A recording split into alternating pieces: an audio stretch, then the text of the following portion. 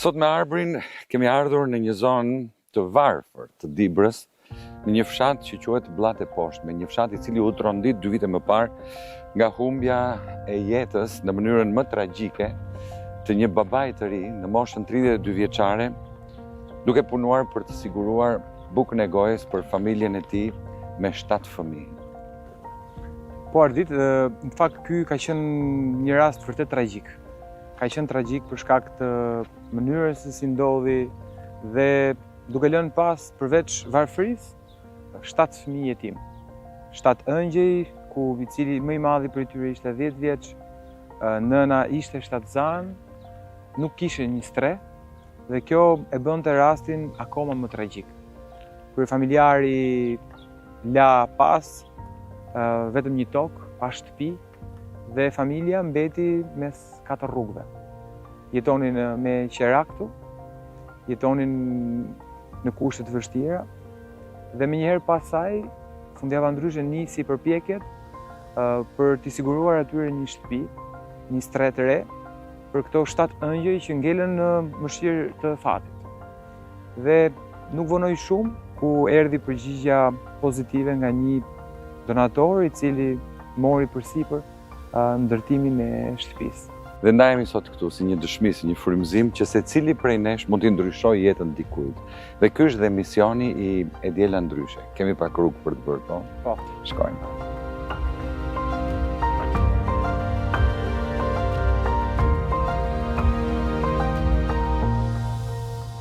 Arbër, ti mbritet e kjo familje pak kohë pas ngjarjes. Sire në kontakt me këtë histori dhe pastaj më pas me familje. Informacioni i parë Ardit ka qenë nga mediat për shkak të ngjarjes së rëndë që ndodhi dhe fill një javë më pas nga familjarë të afërm të familjes, të cilët kërkonin mbështetje, duke qenë se kjo i kishte lënë disinë në mes të 4 rrugëve, kjo ngjarje që ndodhi. Unë kam qenë në dimër këtu Ardit dhe ky ka qenë një territor komplet i mbushur me borë.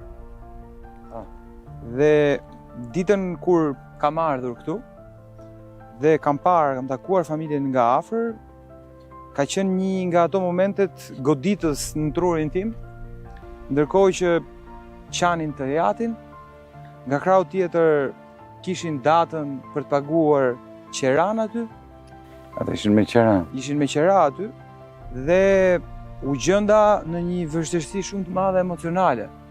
Fëmijët njëri me i vogël së tjetri, zonja shtatzan. Zonja quhet Yllka dhe bashkëshorti Bedri, të cilin mori dhe emrin në djali i porsalindur. Si e ndihmove këtë familje?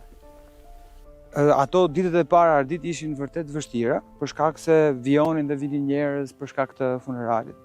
Ne pritëm pak dhe menjëherë filluam kontaktet me bamirës të ndryshëm për t'i propozuar familjes një shtëpi të re. Në fillim ishte pak e vështirë sepse ne donim që familjen ta shpërngulnim nga këtu.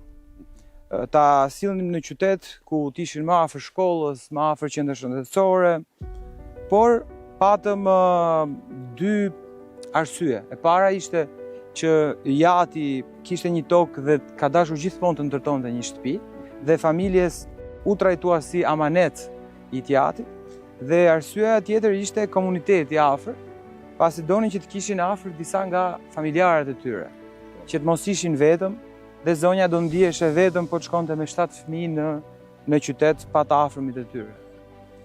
Dhe menjëherë nuk zgjati shumë, ku një nga donatorët nga bamirësit e fundjavës reagoi dhe mori përsipër ndërtimin e kësaj shtëpie. Ju i lajmëroni donatorët si funksionon? Po, ka raste të ndryshme ku ata e shohin vetë dhe na kontaktojnë neve, por ka raste që edhe ne i lajmërojmë, sepse mendojmë që nuk e kanë parë etj etj.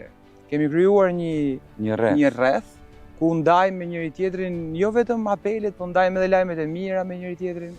Dhe donatorët bamirësit janë të lumtur kur shohin që kontributi tyre ka shërbyer për të ndryshuar jetën. Ata marrin pjesë në këtë proces? Ka prej tyre që marrin pjesë, ka prej tyre që nuk marrin pjesë. Kanë dëshirë të bëjnë publik? Kam përshtypjen se raporti i njerëzve që duan të bëhen publik dhe ato që nuk duan publik është gati 50 me 50. 50% të tyre kanë dëshirë që t'jenë publik, në shenjë solidaritet, kurse 50% të tjerë nuk duhan që ta marrë vesh asnjëri. Madje ka nga ato raste që nuk duan ta marrin vesh as familjarët e tyre. Duan që këtë raportin ta kenë vetëm me veten e tyre personal dhe me Zotin. Po. Për shembull, çfarë ka ndodhur me këtë rast? Po. Bamirësi i këtij rasti, donatori i këtij rasti është shqiptar që jeton jashtë vendit.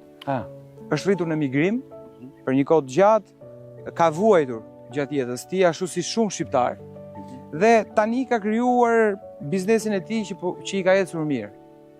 Dhe kur e kam lajmëruar për këtë rast dhe kemi filluar punimet, çfarë ishte një gjë që mua më ka ngel mendje është fakti që ai vinte këtu natën për të shikuar progresin e ndërtimit të shtëpisë. Pa i takuar familjen. Pa takuar as familjen dhe pa na lajmëruar as neve. Vinte vetëm për të marrë atë kënaqësinë, natën që të mos i shikonte askush, vinte shikonte shtëpinë dhe ikte. Po si e morët veshin? Të nesërmen na ka lajmëruar që e kam parë shtëpinë po ecën mirë etj.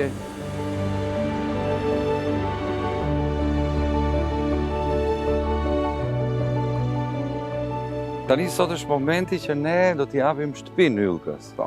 Sot është momenti më i gëzueshëm i procesit të këtij rasti, sepse shtëpia e tyre është një shtëpi e jashtëzakonshme. Është një shtëpi e madhe me të gjithë kushtet. Ne kemi marrë parasysh numrin e madh të anëtarëve, kemi marrë parasysh që fëmijët do rriten. Po. Dhe jemi munduar që të bëjmë maksimumin tonë dhe besoj se ja kemi dalë. Mezi pres të takojmë Yllkën dhe 7 fëmijët e saj. Ja të shkojmë.